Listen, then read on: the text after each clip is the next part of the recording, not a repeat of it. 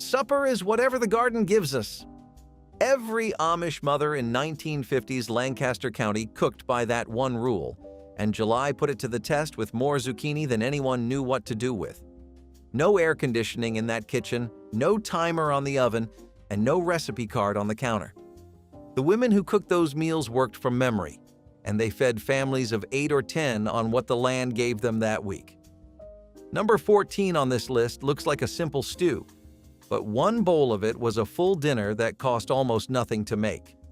And number 19 is built on 3 ingredients that showed up at every Amish church lunch for generations. These were not fancy meals.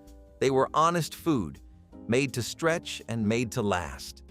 Here are 25 Amish summer meals that kept families full for just pennies. Number 25, chicken corn soup. Every Amish kitchen in Pennsylvania had a version of this by the end of July. You started with a whole chicken, boiled it until the meat fell off the bone, then pulled it apart by hand. Fresh corn got cut right off the cob and dropped into that broth along with celery, onion, and a handful of rivels, which are tiny pinches of egg dough rolled between your fingers. No thickener, no cream, just the starch from the corn and the dough doing the work. A pot of this fed a table of 10 on ingredients that came from the yard and the henhouse. The broth turned golden from the fat, and on a hot August evening, that soup went down easier than anything else you could put on the table. Number 24, haystack supper. This was not a casserole, and it was not a salad. It was a build-your-own plate, and everybody at the table got exactly what they wanted.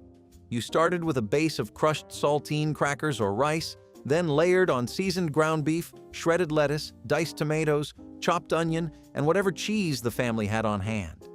Everyone made their own stack, which meant the cook only had to prepare the ingredients and set them out in bowls, not plate anything.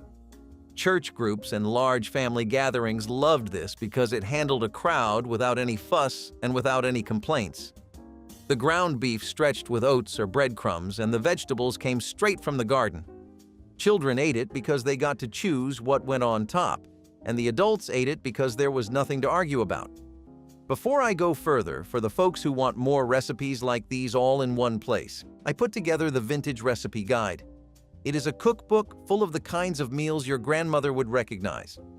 You can find it on my website, vintagelifestyleusa.com. I will not push it again. If you want it, it is there. Now back to the list. Number 23, green bean and ham pot. You picked the beans that morning. That was the rule. If they sat around for a day, they lost their snap, and no Amish cook wanted a limp green bean on the table. The beans went into a heavy pot with a leftover ham bone, a few small potatoes cut in half, and enough water to cover everything. It simmered for hours, low and slow, until the beans were soft and the broth tasted like smoke and salt. No seasoning beyond black pepper. The ham did all the work. Families planted rows and rows of green beans because they produced all summer long, and this one pot turned a free vegetable and a leftover bone into a meal that nobody walked away from hungry. Number 22, cold milk soup. This one sounds strange if you have never had it. You took a bowl, broke day-old bread into pieces, poured cold milk over it, and added whatever fruit was ripe. Blueberries, strawberries, sliced peaches, no cooking at all. On the hottest days of summer, when lighting the stove felt like punishment, this was what went on the table. Children loved it because it tasted like dessert, and the parents loved it because it used up stale bread and cost nothing. Some families added a pinch of sugar or a drizzle of molasses. Others did not bother. The fruit was sweet enough on its own. You could eat it standing at the counter or sitting under the shade tree in the yard. Either way, it took less than 2 minutes to put together, and it kept you going until the evening cooled off enough to light the stove again. Number 21, tomato pie. By August, the tomato plants were producing faster than anyone could eat them, and this pie was one way to keep up. You lined a pie crust with thick slices of ripe tomato, layered on fresh basil if you had it, then topped the whole thing with a mixture of mayonnaise and shredded cheese. Into the oven until the top browned and the tomatoes softened into something halfway between a sauce and a filling. It sounds simple because it was. The crust was homemade, rolled out on a floured board the same way it had been done for generations. One pie used 4 or 5 tomatoes and fed the whole family for supper with a side of bread. No meat required. The tomatoes carried all the flavor, and in a good summer, those tomatoes tasted like nothing you could buy in a store. Most Amish homes had 2 kitchens, the main one inside the house and a second one outside or in a separate building used only in the warm months. They called it the summer kitchen. The idea was simple.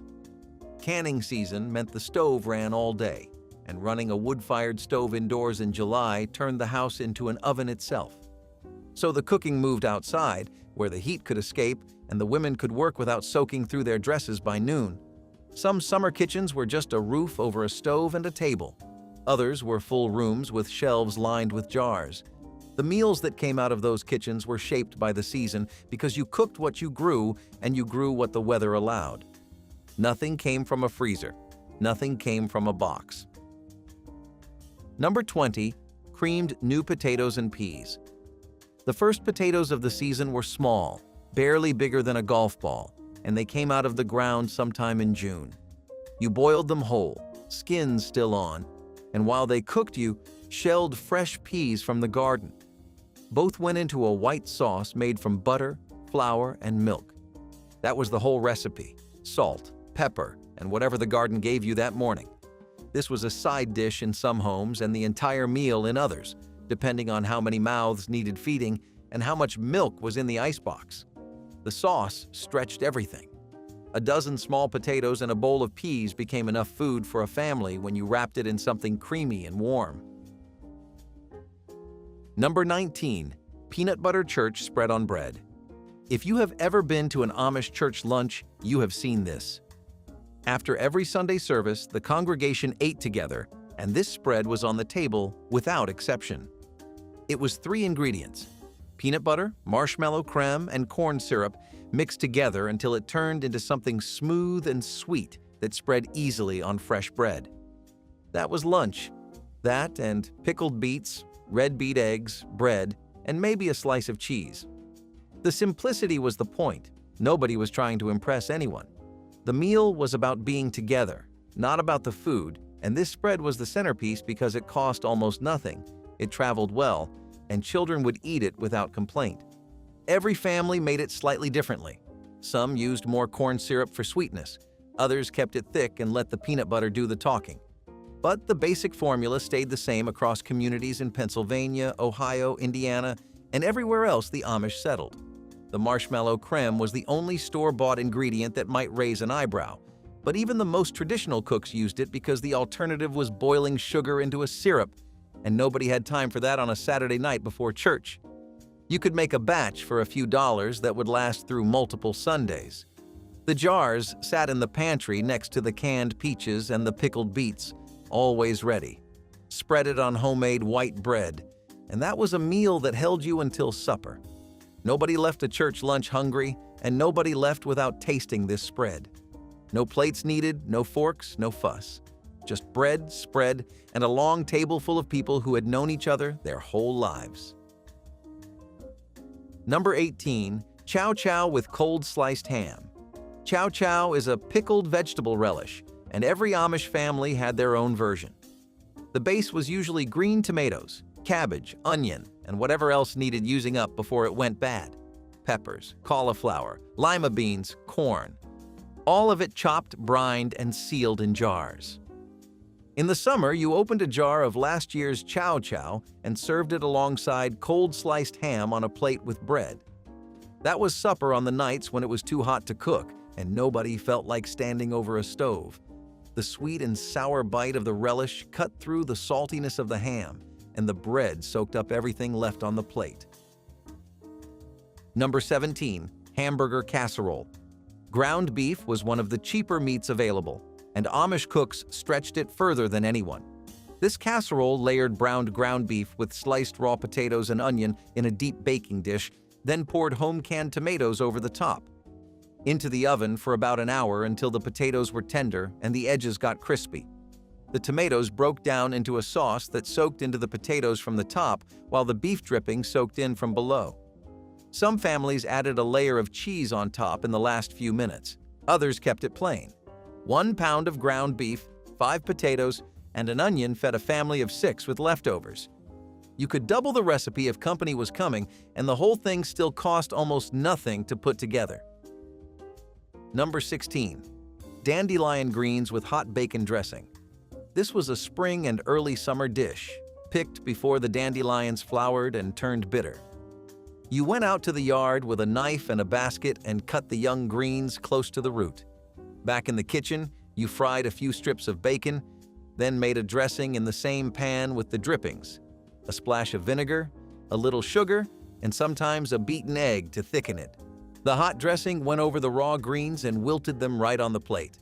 The combination of bitter greens, salty pork fat, and sharp vinegar was the kind of flavor that no restaurant menu could improve on. The whole meal came from the yard and the pantry. Nothing purchased, nothing wasted.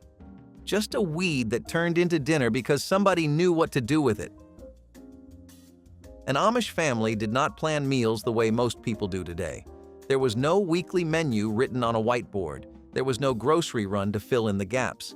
The garden decided what was for dinner. If the peas came in heavy, you ate peas 3 times that week. If the tomatoes ripened all at once, every meal included tomatoes until the canning caught up.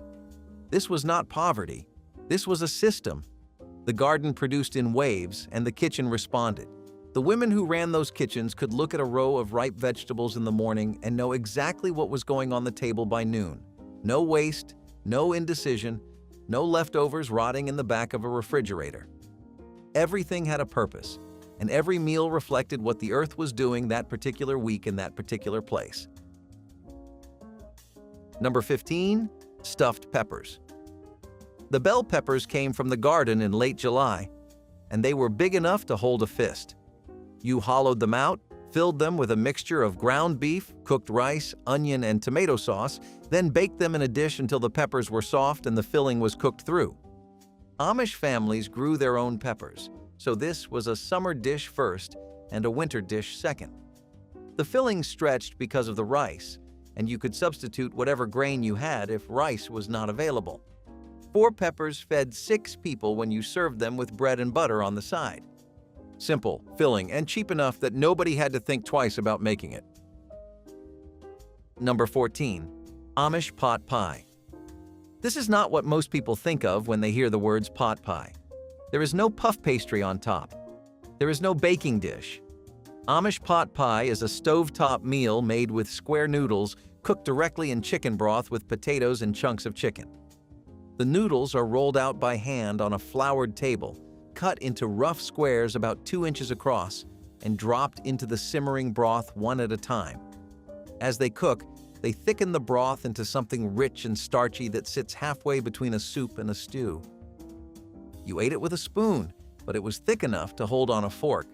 The chicken was usually a bird past its egg-laying years, tough and full of flavor, the kind of chicken that needed slow cooking to break down.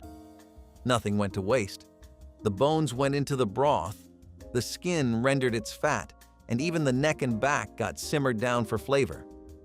In Lancaster County, this was a Saturday dish during the cooler weeks of early summer, made in a pot big enough to feed the whole family with one batch.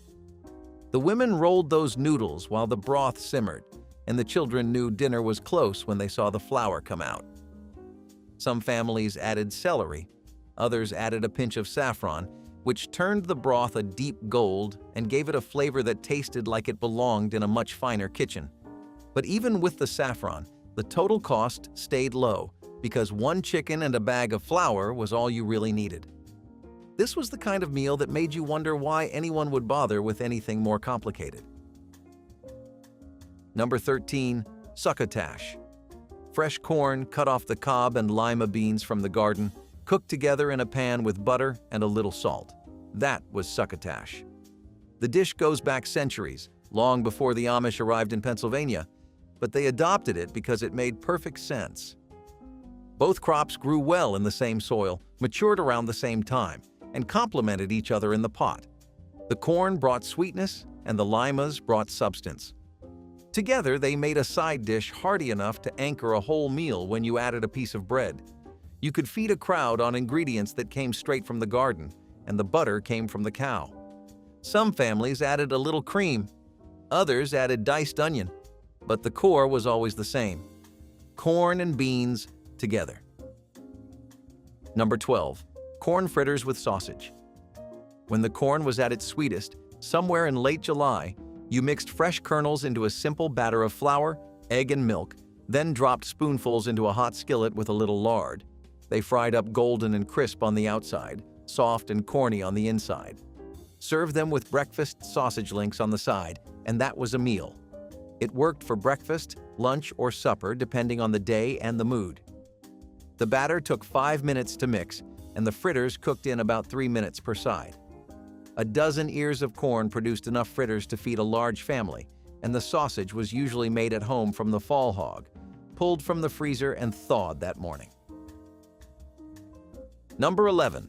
Bread and butter pickles with cold cuts.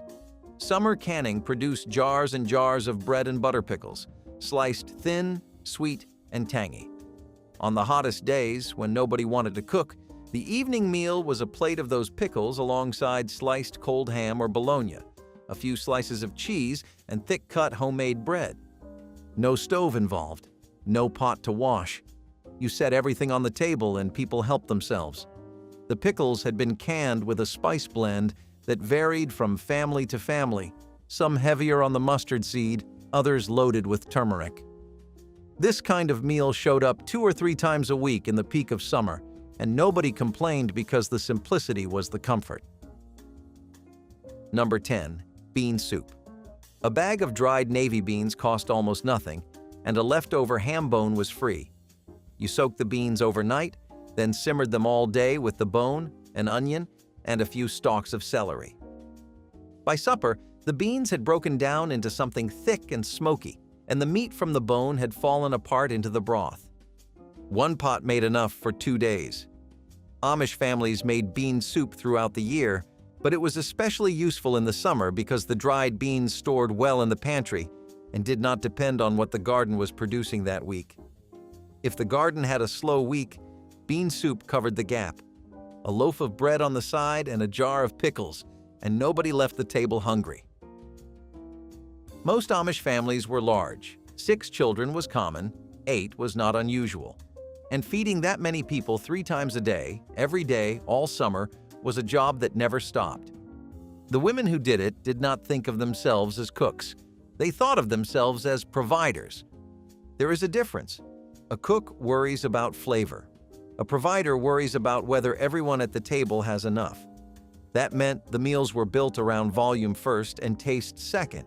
Though taste was never sacrificed, it meant every ingredient earned its place in the pot.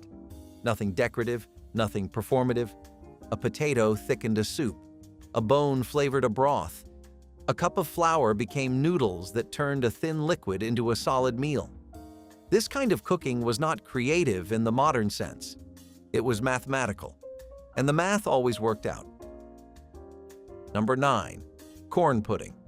This was the savory kind, not the sweet custard you find at holiday tables today. Fresh corn cut off the cob, mixed with eggs, milk, a little flour, butter, salt, and pepper. Poured into a baking dish and baked until it set up firm and golden on top. The texture landed somewhere between a casserole and a soufflé, soft in the middle and slightly crispy at the edges. You sliced it like a pie and served it alongside ham or sausage. One baking dish fed a large family, and the ingredients were all things an Amish household already had on hand. The eggs came from the hen house, the milk from the cow, and the corn from the garden. The only thing you might need to buy was the flour, and a bag of flour went a long way in that kitchen. Number 8. Macaroni salad plate. Cold macaroni salad was an Amish summer staple, and it was hearty enough to serve as the main dish. You boiled the macaroni, cooled it, and mixed it with chopped hard-boiled eggs, celery, onion, and a dressing made from mayonnaise, mustard, a touch of sugar, and vinegar. Some families added diced pickles or pimiento.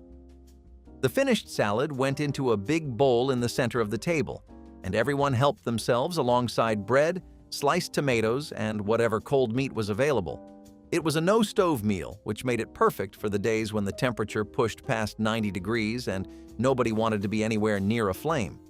One batch made enough for 2 meals, and it tasted better the second day after the dressing had soaked into the noodles. Number 7. Garden vegetable soup. This was less of a recipe and more of a habit. Whatever was ripe went into the pot. Tomatoes, zucchini, corn, green beans, potatoes, onions, celery. A little salt, a little pepper, and enough water to cover everything. It simmered until the vegetables were soft and the broth tasted like the garden itself. No 2 batches were the same because no 2 days in the garden were the same. Monday's soup might be heavy on the tomatoes. Thursday's soup might lean toward squash and potatoes. This was the ultimate zero-waste meal because every vegetable that was about to go past its peak got rescued by the soup pot. You served it with bread and butter, and you ate it knowing that tomorrow's version would taste completely different. Number 6. Egg noodles with brown butter and peas. The noodles were handmade. Flour, eggs, a pinch of salt, and enough kneading to make the dough smooth and elastic. You rolled it thin on a floured board, cut it into strips, and let them dry for a few minutes before dropping them into boiling salted water. While the noodles cooked, you melted butter in a pan and let it go past golden until it smelled nutty and turned amber. Fresh peas from the garden went in at the last minute, just long enough to warm through. Toss the drained noodles in the browned butter, scatter the peas on top, and that was supper. The richness of the butter and the sweetness of the peas turned a handful of flour and eggs into something that tasted far better than it had any right to. Number 5. Corn pie. This was a Lancaster County original, and it was exactly what the name says. A pie filled with fresh corn. You lined a pie plate with homemade crust, filled it with corn cut off the cob, added a few slices of hard-boiled egg, poured a mixture of milk and butter over the top, laid a second crust on top, and baked it until the pastry was golden and the filling was set. The result was something between a pot pie and a quiche, savory and rich and heavy enough to anchor a summer supper without any meat on the table. Corn pie showed up when the corn was at its peak, usually late July into August, and it used the same ingredients that were already in every Amish kitchen: flour, lard, eggs, milk, butter, and corn. Nothing else. The hard-boiled eggs inside were the detail that surprised people who had never seen it before. They were sliced thin and layered between the corn, and they added a protein that turned the pie from a side dish into a main course. One pie used about 6 ears of corn and 3 eggs, plus the crust, and it fed a family with leftovers. You served it warm, straight from the oven, with nothing on the side except maybe a glass of cold water or buttermilk. The crust was the same one used for every other pie in the house, sweet or savory, made with lard and handled as little as possible so it stayed flaky. It was not a glamorous dish, but it was a complete one, and it cost next to nothing when the corn was coming in from the field. Number 4. Rivel soup. This was one of the simplest meals in the Amish kitchen and one of the most comforting. You heated milk in a pot, and while it warmed, you rubbed flour, egg, and a pinch of salt together between your fingers until it formed tiny crumbs, roughly the size of small peas. Those crumbs, called rivels, dropped into the hot milk and cooked in a few minutes. The result was a thin, milky soup with soft dumplings floating in it. Some families added a little butter. Others sprinkled sugar on top. It was breakfast food, sick day food, and too hot to cook food all at once. The whole thing took 10 minutes and used ingredients that never ran out in an Amish kitchen. Children grew up on this and never forgot the taste.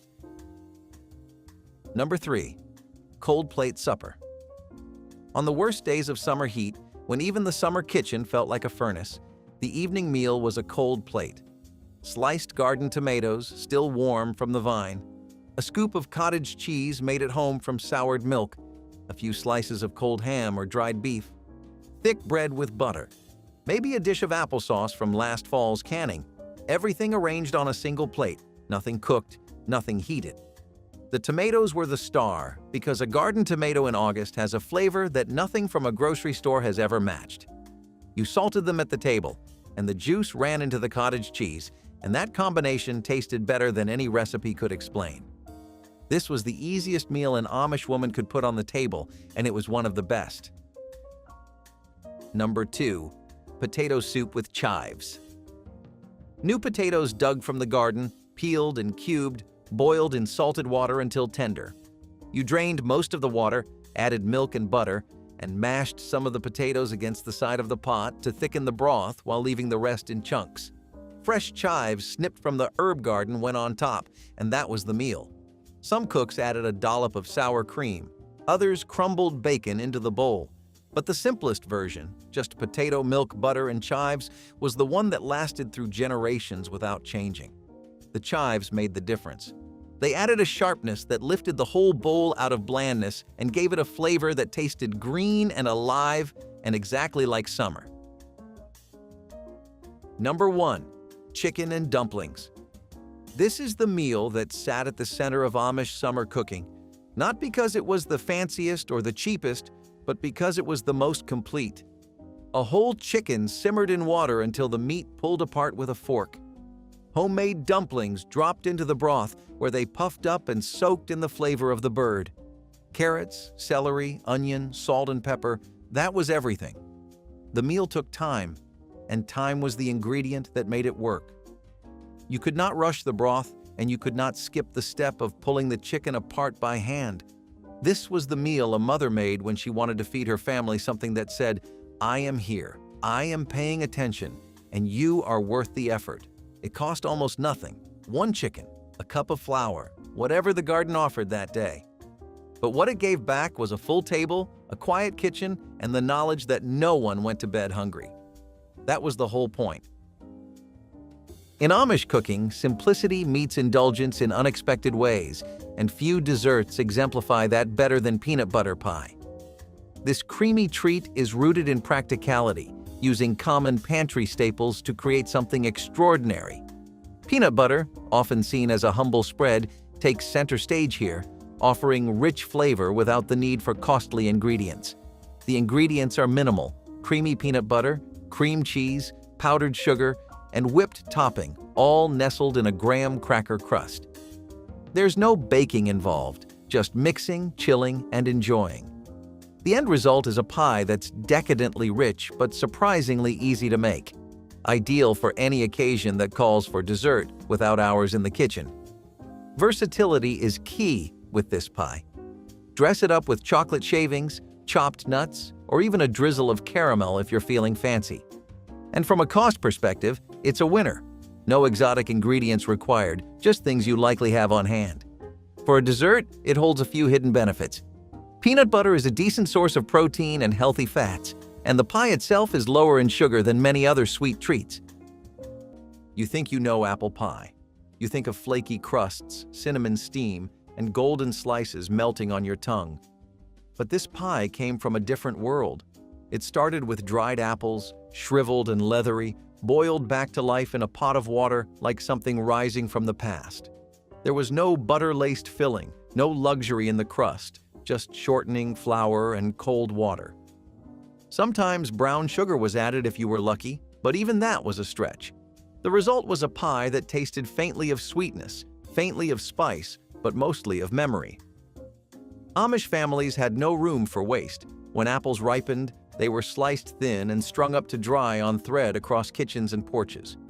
Months later, those slices were rehydrated, spiced, and baked into pies that reminded people what abundance used to taste like. This pie did not flake or sparkle. It did not melt in your mouth. But it filled your belly and gave you the sense that, just maybe, things would be all right. Pickled red beets and eggs brought color and tang to even the plainest tables, their ruby hue shining through glass jars on pantry shelves. The process began with beets simmered in vinegar, sugar, and warm spices like cloves or allspice until tender and fragrant. Hard-boiled eggs were peeled and dropped into the hot brine, soaking up its jewel-toned color day by day. By the 3rd day, the eggs had turned a deep pink, the whites glowing like stained glass, and the flavor had deepened to a perfect balance of sweet and sour. They were served beside stews, sandwiches, or slices of fresh bread, each bite adding brightness to the meal. The beets themselves were sweet and earthy, their tang waking up tired winter palates. This was food made to last, stretching freshness into months of color and flavor. Every Amish kitchen had a jar waiting on the shelf, a cheerful reminder that beauty could be bottled from thrift. Pickled red beets and eggs were more than a side dish. They were an act of artful survival, joy preserved through patience and care. Baking has always been at the heart of Amish tradition, and soft pretzels are no exception. With roots tracing back to German immigrants who brought the pretzel-making craft to Pennsylvania in the 1700s, these hand-twisted treats became a staple of Amish bakeries.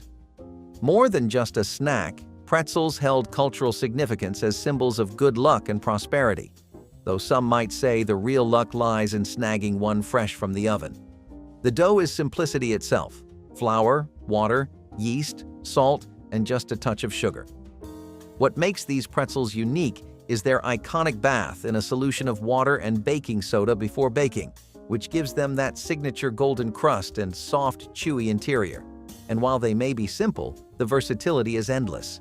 Enjoy them plain, sprinkle them with cinnamon sugar, or dip them in mustard or cheese sauce. They even make excellent sandwich buns. Yes, pretzel burgers are a thing. From a practical perspective, this recipe embodies Amish resourcefulness. It uses pantry staples, stretches ingredients, and creates a snack that's far cheaper than its store-bought counterparts. Skip the butter-drenched versions and you've got a low-fat, high-carb energy boost, ideal for hard-working hands. You hear pot pie and think of golden crusts, bubbling fillings, maybe a touch of rosemary. But in Lancaster kitchens, the real Amish pot pie had no crust at all. Just thick, square-cut noodles known as slip dough, swimming in a brothy stew made from ham hocks, potatoes, and onion. It was a dish born from need and perfected by repetition. Slip dough was not store-bought. It was rolled on flour-dusted tables and cut into squares by hands that knew their way around survival.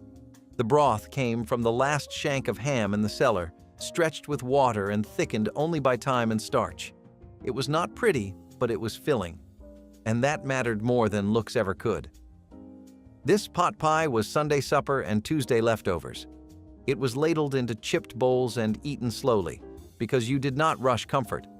And when the broth hit your tongue, thickened slightly by the noodles melting into it, you remembered what it meant to be full, not just in body but in spirit. Egg noodles from scratch were the soul of Amish cooking. Humble, handmade, and endlessly useful.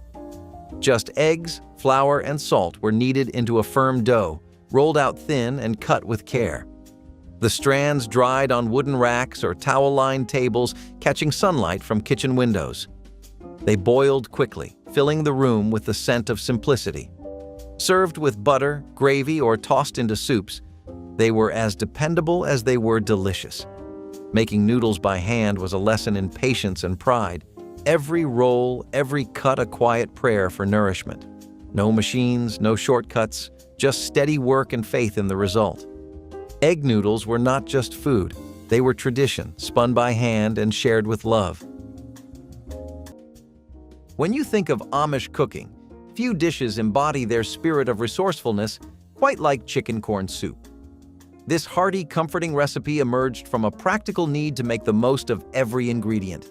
In Pennsylvania Dutch tradition, nothing from the farm went to waste. Leftover chicken, fresh corn from summer fields, and even homemade egg noodles found their way into this one-pot wonder, making it a staple at gatherings and harvest celebrations. The ingredients are as unpretentious as they are nourishing. Shredded chicken, corn kernels, chicken broth, onions, and sometimes diced potatoes. But the secret to its unique texture lies in rivels, tiny dumplings made by combining flour and egg. This was a brilliant way to stretch the soup and make it heartier, feeding more people with less. From a health perspective, it's a winner. Packed with protein from the chicken, fiber from the corn, and wholesome carbohydrates from the rivels, it's a balanced meal in a bowl. Plus, it's incredibly versatile. Swap in canned corn during winter months or add leftover veggies for a customized twist. Frugal and filling, this soup exemplifies Amish practicality. It sounds like a joke. It sounds like a mistake. But water pie was neither. It was a marvel.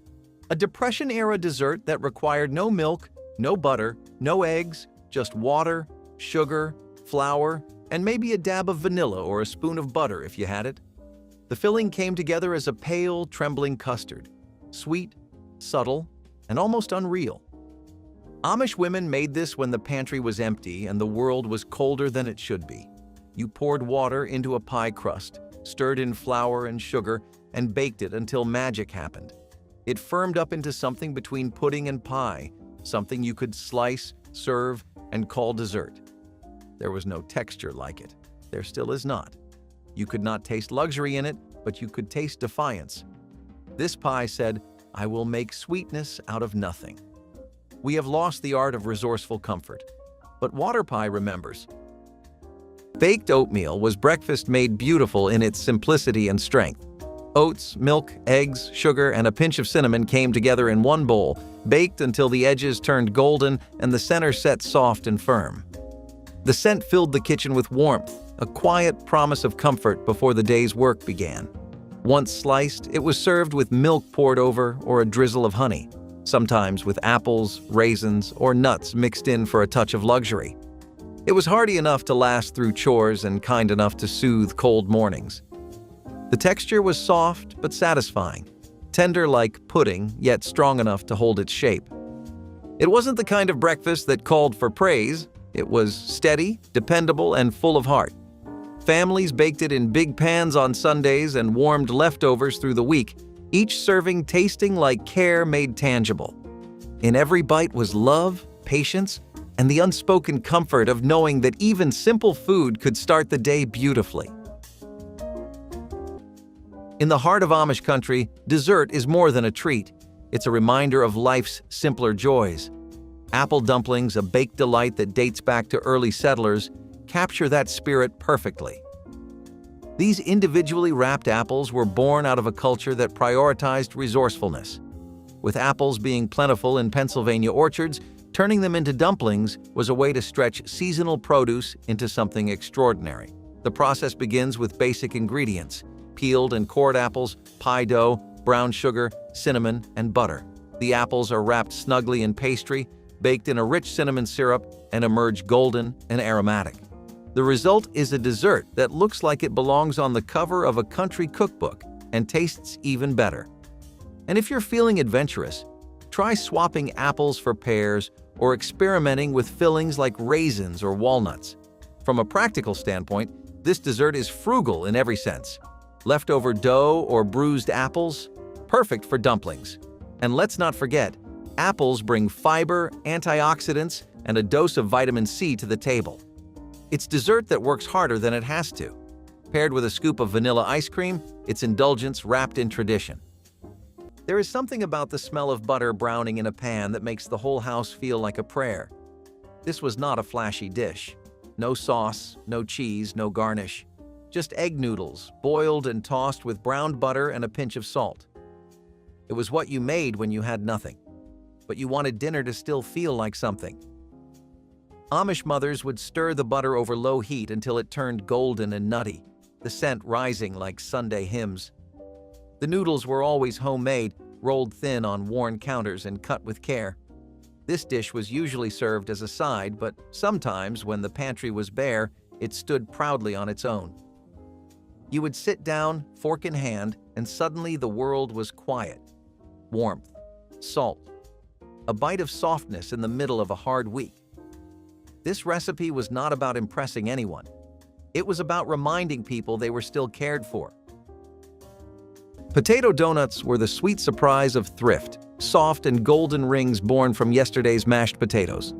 The dough came together with flour, sugar, milk, and a touch of yeast or baking powder, rising slow under clean cloths as the kitchen filled with the quiet promise of sweetness.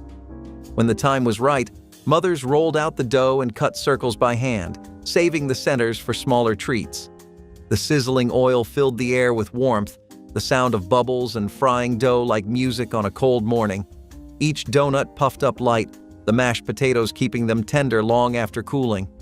Once lifted from the pan, they were dusted with sugar or dipped in a simple glaze made from milk and vanilla. Children waited eagerly, fingers dusted white before the first bite. These donuts didn't need fancy tools or rich ingredients. They were built from patience and care. They turned leftovers into joy, turning a quiet morning into a moment of sweetness. Even after days of hard labor and thrift, potato donuts made life taste soft again, reminding families that small miracles could rise from even the most humble kitchens. In a world before social media, recipes traveled the old-fashioned way, through hands, homes, and shared traditions. Amish friendship bread is a prime example of this, not just a recipe, but a tradition steeped in connection. Its roots lie in the idea of a sourdough starter, passed from person to person, with each batch carrying a little piece of the past. It was a gesture of kindness, a way to nurture relationships in the simplest, most delicious way. The recipe starts with the starter itself, a mix of flour, sugar, milk, and yeast that ferments over time. Once you're handed a starter, you feed it for 10 days like a culinary pet before using part of it to bake. The remaining starter was passed along to friends and neighbors, spreading not just bread, but community. The bread itself is a sweet, spiced loaf, often flavored with cinnamon and sometimes with add-ins like nuts or chocolate chips. Economically, it's brilliant, using pantry staples to create a treat that's easily shared or stored. And health-wise, the fermentation process adds a slight probiotic benefit, while the loaf's wholesome ingredients make it a real sugary indulgence. A single starter can yield endless variations, ensuring that no two loaves or friendships are exactly the same. Most people have heard of shoofly pie, but few remember its fluffier, quieter sibling, the shoofly cake. This was the kind of dessert you found on a counter at your grandmother's house, covered with a faded linen towel and dusted with molasses crumbs. Unlike the sticky pie, shoofly cake was lighter, baked in a sheet pan and sliced into neat brown squares that stuck to your fingers in all the best ways. It was made for Sundays, for unexpected guests, for potlucks and funerals, and sometimes just because someone was craving something sweet in the middle of a week that had gone sour. Amish kitchens had their rhythm, and shoofly cake was one of those steady beats. The magic was in its use of basic staples: molasses, flour, baking soda, and hot water. No frosting, no fruit, no filling. Just a dense, caramel-flavored bite that told you sugar was a gift and not a guarantee. It came from frugality, from scraping the barrel and still baking something worth remembering. Amish friendship bread was more than just bread. It was a bond, a passing of kindness from one home to another. It started with a simple starter, a bubbling mix of flour, sugar, and milk that was fed and shared over time. When a neighbor handed you a jar of starter, they were giving more than dough. They were offering connection. Every loaf baked from it carried the warmth of community, its scent filling kitchens with cinnamon, vanilla, and comfort. It stretched through generations, each recipe a little different, but equally filled with care. You could taste the patience, the faith, and the friendship in every slice. It was never about perfection. It was about people, about sharing abundance even when there was little to spare. In that way, friendship bread was not just a recipe. It was a legacy of generosity, one rising loaf at a time. Amish cooking is deeply rooted in preservation, both of traditions and of ingredients. Pickled cabbage is a prime example, a tangy, sweet dish that reflects the Amish ingenuity for extending the life of fresh produce. Historically, pickling was an essential skill for families to ensure vegetables lasted through the long winter months. This particular recipe, with its balance of sweet and sour flavors, became a staple on the Amish table, served alongside hearty meals or at community gatherings. The ingredients are as straightforward as they come: shredded cabbage, vinegar, sugar, water, and a touch of salt. Some variations include celery seed or mustard seed for added flavor. The process is simple but effective, with the cabbage soaking up the pickling brine to achieve its characteristic crunch and tang. Practicality is one of its biggest selling points. It's an excellent way to use up extra cabbage from the garden, and the finished dish keeps for weeks in the refrigerator. Its versatility is equally impressive. Serve it as a side dish, add it to sandwiches, or use it to brighten up a plate of meat and potatoes. From a health perspective, pickled cabbage offers fiber, probiotics if naturally fermented, and a dose of vitamins C and K. Breakfasts were different back then. You did not scroll a phone or sip a $6 latte. You stood over the stove flipping slabs of fried cornmeal mush until the kitchen smelled like waking up on the right side of the world. Amish homes made this by instinct. Cold, leftover mush from yesterday's pot, cut into thick rectangles, pan-fried in lard or butter until golden and crispy on the outside, creamy on the inside. It came alive with maple syrup or sometimes sorghum if that was all you had. This was the food of farmers, of children with frost in their hair and dirt on their shoes, of women in aprons who measured nothing but got it right anyway. The mush started as a simple boiling of cornmeal and buttermilk, whisked until it thickened and poured into pans to cool overnight. The next morning, you sliced it like bread and gave it a second life. And that is what it was, really. A second life for leftovers, a second life for mornings that felt like they would never end. In a world that forgets what it means to make do, this dish still whispers a lesson. You do not need much to make something good. You just need to care. Amish cabbage casserole was the food of quiet evenings, hearty, wholesome, and meant to fill more than just hunger. Layers of chopped cabbage, rice, and ground beef came together under a creamy sauce made from milk, butter, and flour, baked until tender and bubbling. The cabbage softened to sweetness, the rice absorbed every bit of savory richness, and the beef gave it substance. The smell drifted through the home, cozy and familiar, wrapping around every room like a blanket. Sometimes cheese was added on top for a golden crust, but it didn't need it to feel complete. This was the kind of dish that waited patiently in the oven while chores were finished or prayers were said.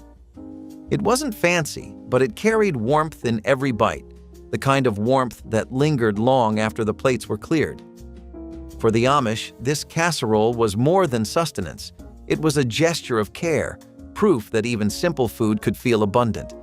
Every spoonful spoke of gratitude, of hands that worked and hearts that shared. Amish cabbage casserole was comfort, thrift, and togetherness baked into one perfect dish. In Amish homes, chicken and noodles was original comfort food, blending simple ingredients with a legacy of practicality.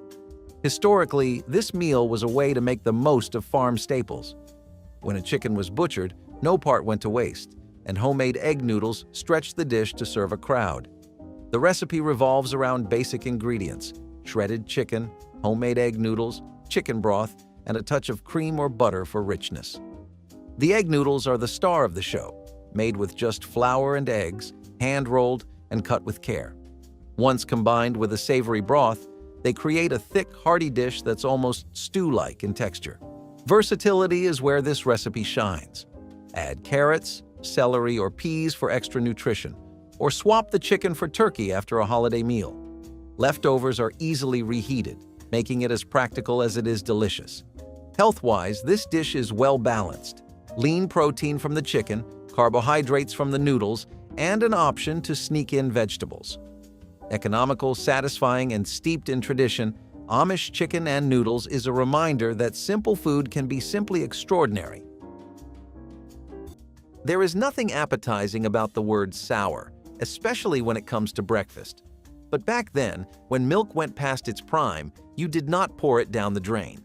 You made pancakes, thick, golden, soft in the middle, with edges that crisped like lace in a hot cast-iron skillet. These were not just pancakes, these were proof that waste was a luxury no one could afford. Amish cooks knew sour milk still had value. It brought tang, lift, and tenderness to whatever it touched. Mixed with flour, eggs, and baking soda, it transformed a nearly spoiled liquid into something warm and good. You could smell them across the yard, especially when maple syrup hit the hot griddle. They were often eaten plain or with butter scraped from a homemade churn. But even dry, they did the job, and the job was simple. Keep the family fed, stretch what you had, and find joy in what was nearly thrown away. It takes a kind of quiet brilliance to make something beautiful out of something spoiled. Chicken corn soup was the soup of every season, simple but full of heart. It began with bones saved from Sunday's roast, simmered slowly until the broth turned golden and rich. Sweet corn and diced potatoes were added next, filling the pot with sweetness and comfort. Homemade noodles, rolled thin, cut by hand and dusted with flour, gave it body and soul. The smell of simmering broth drifted through open windows, calling family to the table long before it was ready. It was a dish built on thrift and memory, proof that nothing from the farm ever went to waste.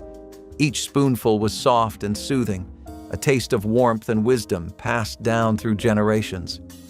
Chicken corn soup was nourishment for body and spirit alike. Some say the origin of whoopie pies is a matter of debate, but one thing is clear. Their connection to Amish kitchens is unmistakable. Legend has it that Amish farmers and school children would find these sweet treats tucked into their lunch pails and exclaim, "Whoopie!" Whether that story is fact or folklore, it's hard not to feel the same joy when biting into one of these delightful desserts. At its core, a whoopie pie is two soft, cake-like cookies, typically chocolate, sandwiched around a creamy filling. The classic version features a marshmallow-based filling, though variations include cream cheese or buttercream. The ingredients are simple and accessible: flour, cocoa, sugar, eggs, butter, and vanilla, along with pantry staples for the filling. These were items Amish households often had on hand, making this dessert as practical as it is indulgent. Versatility is where whoopie pies shine. They can be flavored with pumpkin, red velvet, or even peanut butter for a twist on tradition. They're also easy to make in batches, perfect for sharing at community gatherings or packing into lunchboxes. This was the underdog of Amish desserts, the cousin of shoofly pie, but with a creamier, gentler soul. Shoe-in cornmeal pie did not boast or beg for attention. It was humble, pale, and a little odd-looking. But one bite, and everything made sense.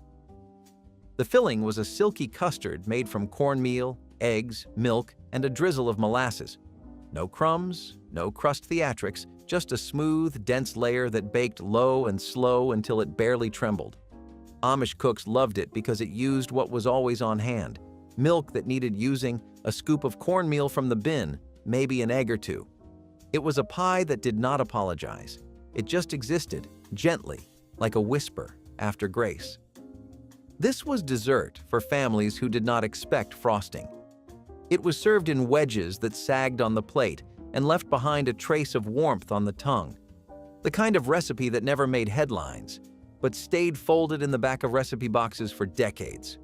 A pie you made when you needed comfort, not compliments. Apple butter was patience in a pot, the slow rhythm of autumn preserved for the long winter ahead. Apples were peeled, cored, and cooked down for hours in large copper kettles, stirred with long wooden paddles to keep them from burning. Sugar, cinnamon, and cloves were added little by little, their scent filling the home and drifting out through open windows. It was an all-day affair. One person adding wood to the stove, another tasting, another stirring, the laughter and chatter making the wait feel shorter. As it thickened, the apples transformed into something dark, glossy, and smooth as silk. When finally ready, it was poured into jars and sealed, each one holding a season's worth of sweetness and effort. In winter, it was spread over bread or biscuits, a taste of sunshine when snow lay heavy on the ground. Apple butter wasn't just food.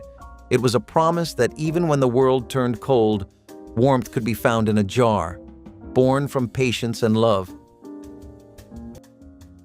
In Amish communities, ingenuity often turns the simplest of ingredients into culinary treasures.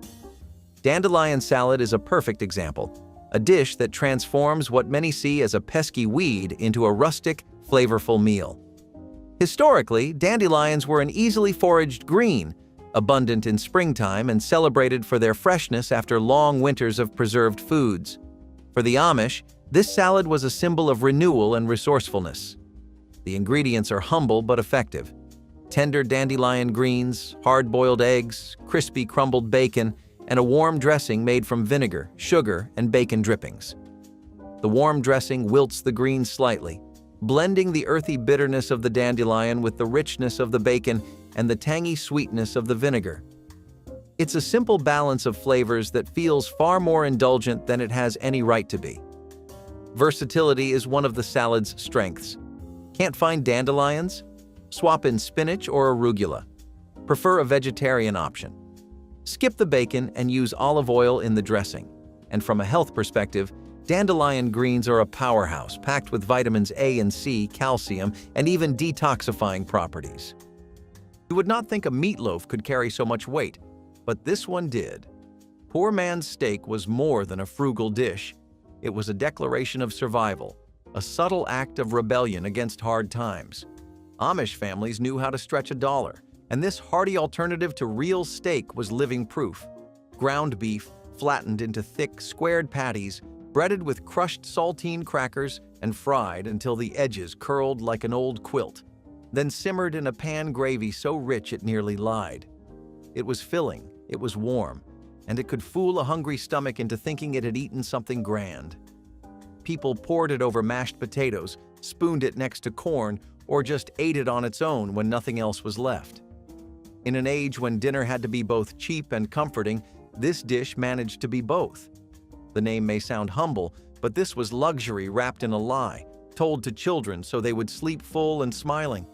Today, we see recipes like this and forget the story behind them. But every crackle of a fried crust reminds you, it was never about steak. It was about getting by with grace. Shoe fly pie was the sweetheart of the Amish kitchen, proof that even the simplest pantry could create something extraordinary. Made from nothing more than molasses, flour, sugar, and hot water, this pie was rich in flavor but humble in origin. The crust was rolled by hand, filled with a sticky, sweet syrup that bubbled up through the crumb topping as it baked. The smell alone, warm molasses, toasted sugar, and butter, was enough to draw every child to the table before it even cooled.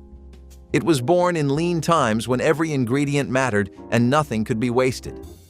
The pie was both dessert and memory, a reflection of life itself, plain, honest, and deeply satisfying. Served with coffee in the morning or cream after supper, it represented comfort that money could not buy. Shoofly pie was more than sweetness. It was a reminder that resourcefulness could taste like luxury when made with love. In Amish kitchens, practicality often trumps extravagance, and few dishes embody that principle like poor man's steak. Born out of the need to make the most of affordable ingredients, this recipe turns humble ground beef into a hearty, satisfying meal. It's not steak in the traditional sense, but its rich flavor and comforting texture make it every bit as memorable. The ingredients are straightforward. Ground beef, breadcrumbs, milk, onions, and seasonings are combined to form thick patties. These are browned, then baked in a creamy gravy made from milk, flour, and butter. The result is a dish that's flavorful, filling, and surprisingly elegant for something so budget-friendly. Versatility is where poor man's steak really shines. Add mushrooms to the gravy, use turkey instead of beef for a leaner option, or pair it with mashed potatoes, noodles, or rice. The dish adapts effortlessly to what you have on hand, making it a favorite for feeding a family without breaking the bank. From a health perspective, the protein in the beef provides energy, while the gravy and sides make it a well-rounded meal. It's a masterclass in Amish resourcefulness, taking inexpensive ingredients and turning them into a dish that feels like a luxury. You would swear it was pecan pie. You would swear you tasted toasted nuts, caramel, and richness. But there were no pecans, just oats. Rolled oats soaked in a syrupy mixture of eggs, sugar, and a splash of vanilla, baked until the top set and the middle jiggled just enough. This was the pie you made when you could not afford pecans, but still wanted to feel like you could.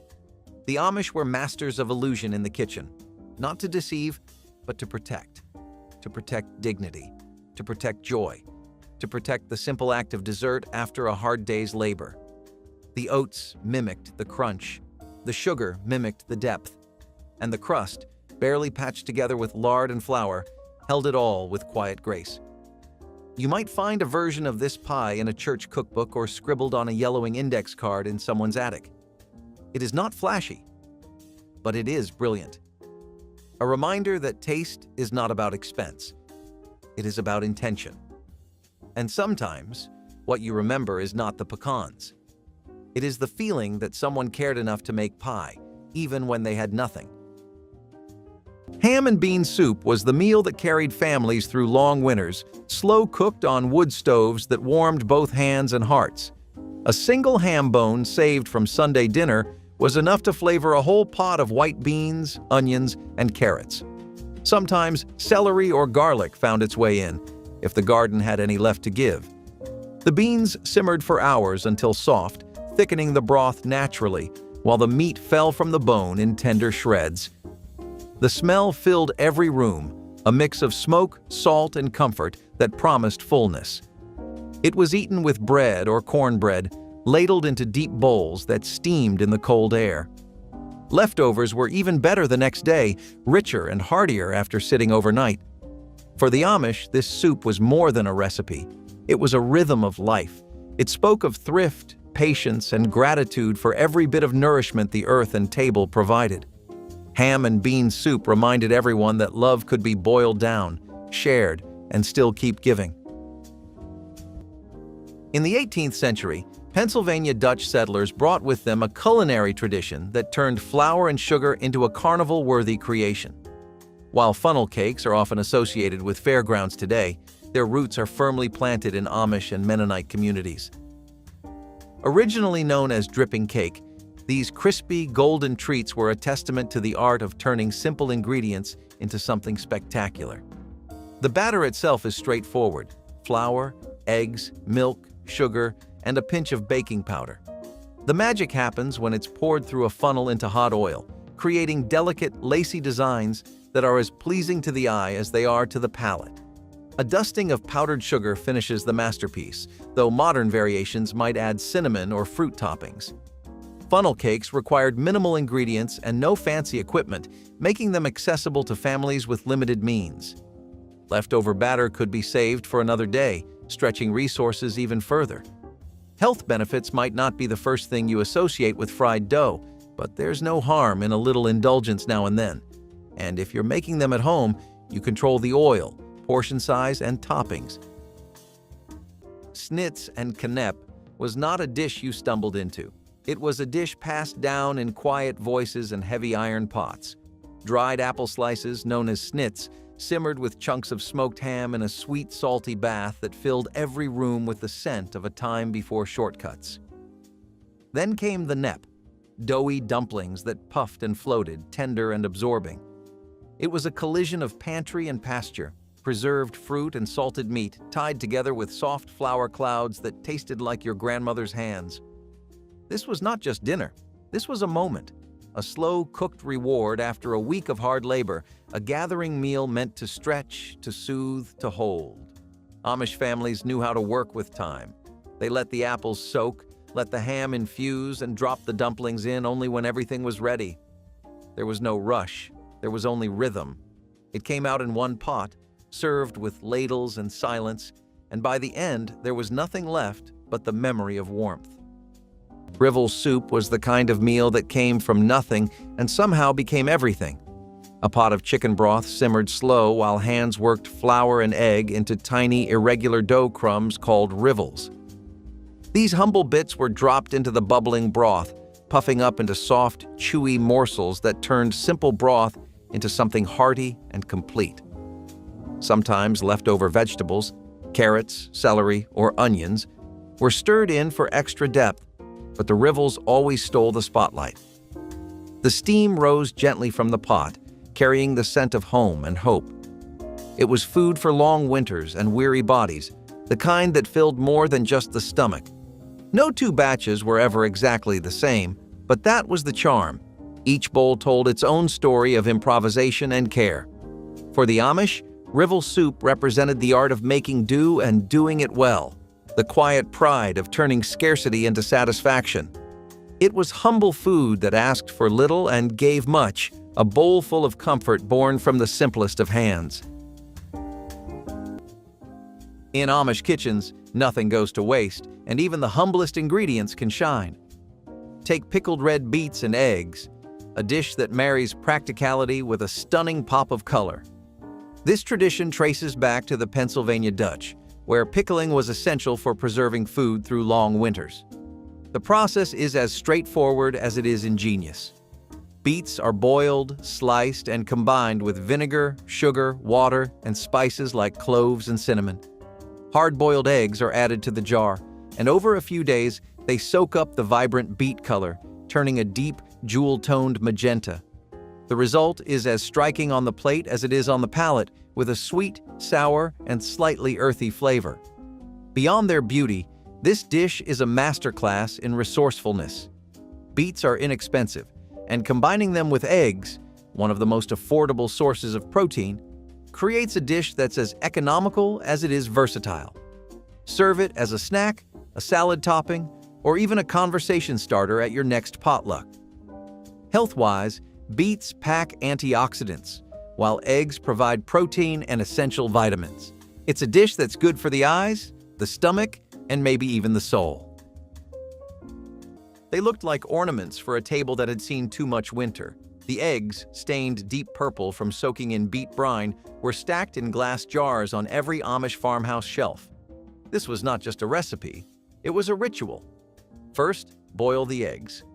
Then peel them and submerge them in a pickling liquid made from vinegar, sugar, cloves, and the juice from home-canned red beets. Over the next few days, the eggs soaked up the color until they glowed like lanterns. They were sweet, tangy, earthy, and electric, a jolt of flavor when food otherwise tasted like ration books and old shoes. You saw them at barn weddings, funerals, and church picnics. No one ever asked for them. They just showed up, quietly certain of their place. Amish cooks understood the art of preservation, but this went beyond that. It was a way to give something plain, something overlooked, a new identity. It told you that color mattered, that even humble eggs could be transformed into something almost divine. Corn fritters were the taste of late summer joy, a golden mix of sweetness and savor born straight from the garden. Kernels were cut fresh from the cob, their milk thick and sweet, then stirred into a batter of flour, eggs, and a touch of sugar. The mixture was dropped into hot oil or butter, frying until crisp at the edges and tender within.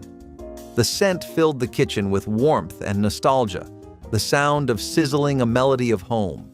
Eaten plain, dusted with sugar, or drizzled with syrup, they were loved by both children and grown folk alike.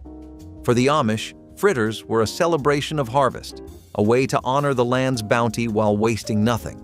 Whether served at breakfast or as a side for supper, they brought sunshine to every plate. In each bite was the taste of simplicity perfected, proof that happiness could be fried up from what grew just outside the door. In a time when pies had to do more than taste good, one dessert became a quiet hero of the pantry. Shoofly pie, an Amish classic, emerged as a practical solution for households where refrigeration wasn't an option. The key was molasses, a sweetener so rich and sticky it doubled as a preservative. While its peculiar name might raise eyebrows today, it simply refers to the need to shoo flies from its irresistibly sugary filling. The ingredients are as unpretentious as the pie's origins: molasses, flour, brown sugar, butter, and a sprinkle of cinnamon or nutmeg. A crumbly topping offsets the bold, bittersweet base, creating a dessert that's both indulgent and economical. Molasses, the star ingredient, is surprisingly rich in iron, calcium, and potassium. It's dessert that, dare we say it, might actually do your body some good. This pie can be served as breakfast, a mid-afternoon pick-me-up, or even a late-night indulgence. If you're worried about molasses overpowering the flavor, try blending it with honey or maple syrup for a milder take. After all, no one's judging when the goal is pie perfection on a budget. Mincemeat pies were once the jewel of a table. But when meat ran out, when fruit spoiled, and when sugar was hard to come by, people turned to what was still left in the garden: green tomatoes. Tart, firm, and stubbornly unripe, these were peeled, chopped, and cooked down with vinegar, cinnamon, and raisins if you had them. The result was a pie filling that tasted oddly familiar but haunting in its own way. It did not pretend to be meat. It just reminded you that flavor could come from the most unexpected places. Amish cooks passed this one down quietly, almost protectively, like a secret too strange to share with the outside world. The mixture was sticky, dark, and spiced, preserved in jars and spooned into pies that looked like any other from the outside. And that was the point. To look normal, to feel normal. In a world where nothing was, these pies were a trick of the heart. You could feed a whole family on green tomatoes and no one would feel cheated. Fried cornmeal mush was the meal that never failed, whether for breakfast or supper. Yesterday's cornmeal porridge was poured into pans, chilled, and sliced thick before hitting the skillet. The butter hissed as each piece browned to a golden crust, the inside soft and creamy as pudding. It was the kind of food that tasted better the second time around, sweetened with syrup or served beside fried eggs. For the Amish, it was a dish of virtue, simple, frugal, and satisfying. It made the most of what you had and wasted nothing. Each bite tasted like comfort, like home after a long day. Fried cornmeal mush was proof that even the plainest food could be a masterpiece in the right hands. One of these meals and make it this week. Not the hardest one, just the one that sounds like something your grandmother would have recognized. Set the table. Sit down at it. That part matters more than the recipe. If you have a meal like these that your family used to make, put it in the comments. I read every single one. And if this is the kind of content that keeps you coming back, go ahead and subscribe so you do not miss what is next. Until then, take care of yourselves.